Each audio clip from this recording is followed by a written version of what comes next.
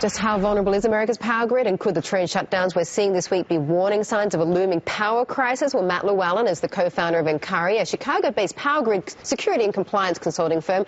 Encari's clients produce roughly a quarter of the power on the North American electricity grid. Matt, great of you to join us today. What do you think these shutdowns mean? What does it tell us about the vulnerability of the power grid in this country? Yeah, thank you for having me on the show.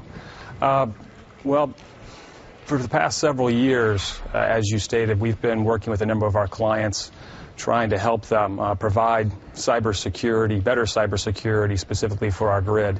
And as is the point here, as we're seeing, it is a major dependency for really anything that we have for modern conveniences today. And people really need to be aware, businesses need to be aware of that risk associated with protecting specifically our grid. Does it worry you then, Matt, that we're seeing increased usage of smart grid technology, smart meters, etc., which essentially link us all up to a computer and therefore is even more vulnerable to cyber attacks?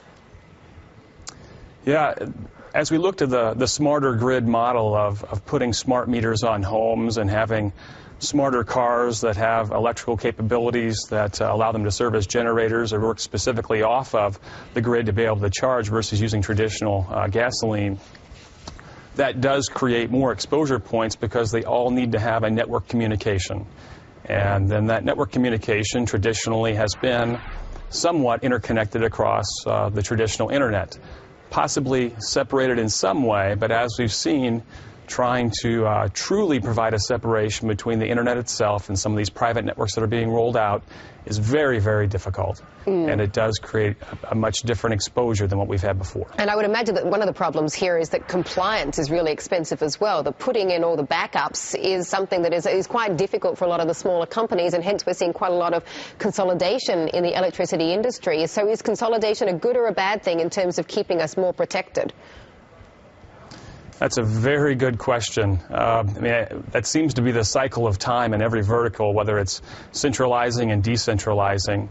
But here, I think the reality is we've seen some of the smaller organizations attempt to allocate resources, people, dollars, to be able to protect their systems, to be able to manage some of the other compliance requirements that aren't necessarily cyber-related as well.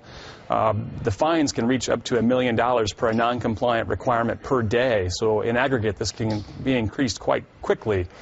So as we look at it, it looks like the larger organizations are going to be able to satisfy these requirements much better than some of the smaller ones just because of a resource challenge. Just as any other organization, ourselves as a consulting company, we struggle getting good technical people that have the backgrounds of strong cybersecurity and technology and that understand this environment.